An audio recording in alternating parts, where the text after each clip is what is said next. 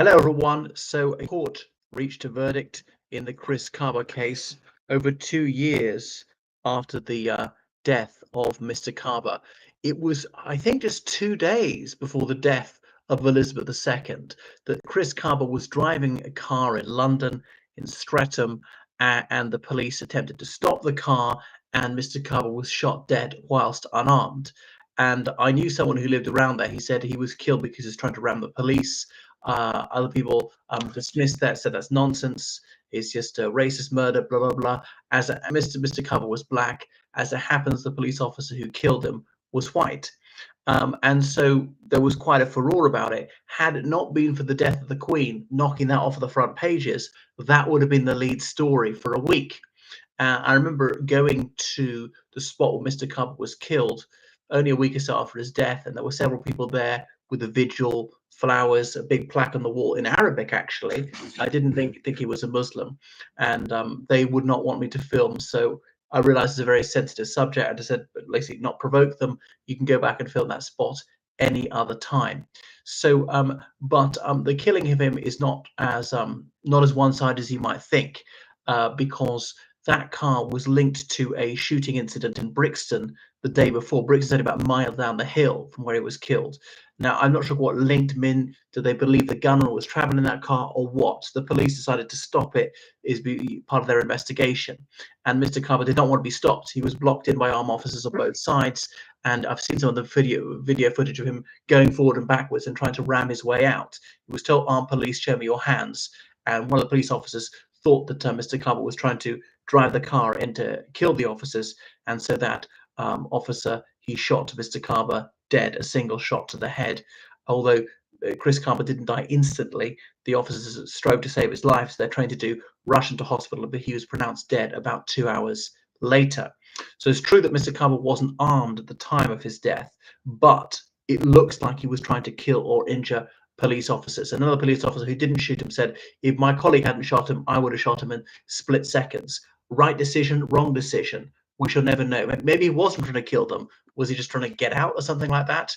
But anyway, so the court found him not guilty. Now, this police officer, he was obviously suspended from duty. He couldn't go abroad for 2 years. He had this sword of Damocles hanging over him. He could be found guilty of murder. He could be sent to prison for life.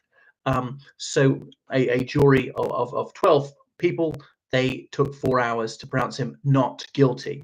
Now, that is a very high bar to clear, finding someone guilty.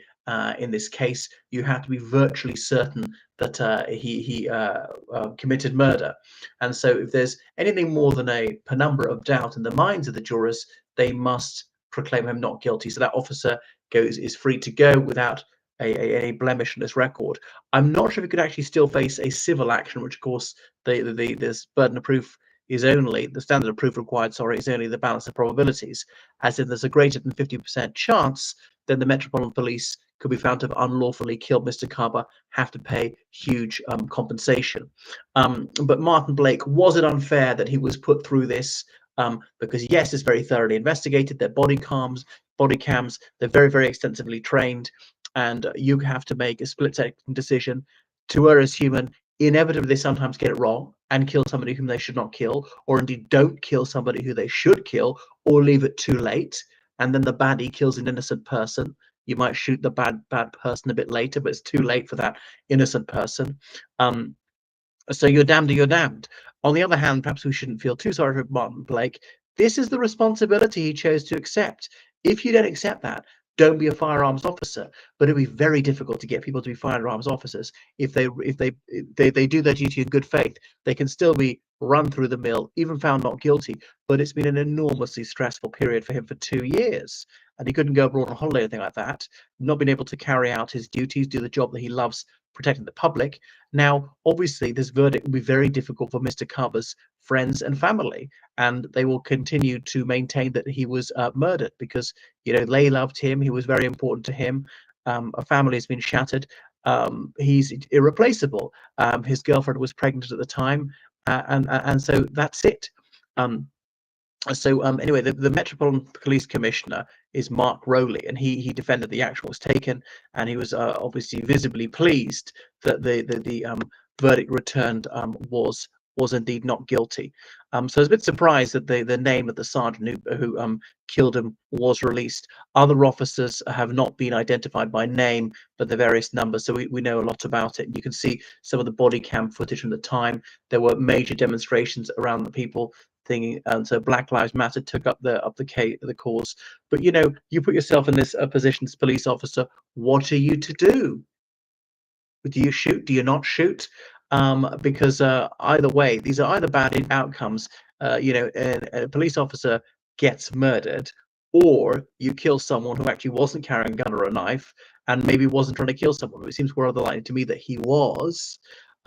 So there we go. The police say, armed police, show me your hands. I think it's a very good idea to show your hands and not to drive the car.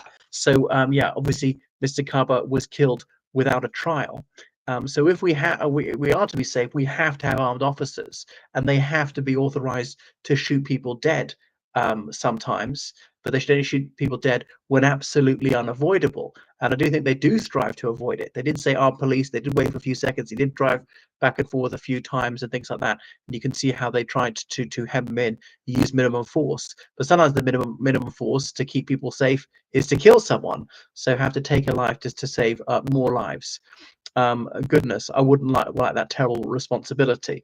So perhaps it's wrong that this police officer had to actually go to a trial.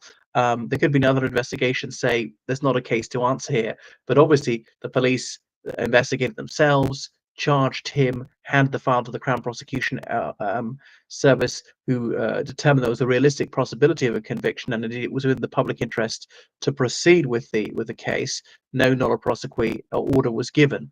But some police officers resigned from their firearms duties, saying, we're not going through this because it's grossly unfair to our colleague. And if we shoot someone dead, we could be hung out to dry like this. Even though it was the right decision, perhaps it was the wrong decision, but it was still a reasonable decision in the circumstances. We honestly and reasonably believed that he was an imminent threat to other people's lives, and therefore we had to do it. Now, that belief may turn out to be erroneous, but so long as it was honestly and reasonably held, they should be legally in the clear and should perhaps not have to have their lives on hold for 2 years with this immensely difficult situation when they could be found guilty of murder and go to prison for life when they're striving to do their duties. But yeah, anyway, they know this is the case. There are still firearms officers, not very many. They're very, very carefully trained to make these decisions. And why did you make this decision? And for what reason? And blah blah blah. These things are exhaustively investigated. I read about Teddy Long, a Metropolitan Police officer who killed several people, but was never found to have done anything wrong. Right. Thank you for watching my channel. Goodness, I mean, okay, I'm glad for that police officer. I'm obviously sad for Mr. Cabba's family. Even if Chris Cabba did something wrong, he never did anything wrong. So the thing is, we shouldn't jump to conclusions just because the police officer was white and just because Mr. Cabba wasn't. What are we to do? Have only black people allowed to be firearms officers? Therefore, nobody could ever say it was a racist thing if a black person happens to be killed. I mean, whites would get killed by them as well. So I think maybe a bit too fixated on race. Anyway, thank you for watching my channel. Make sure you subscribe on Patreon, donate to PayPal, georgecallahan79@gmail.com. Goodbye.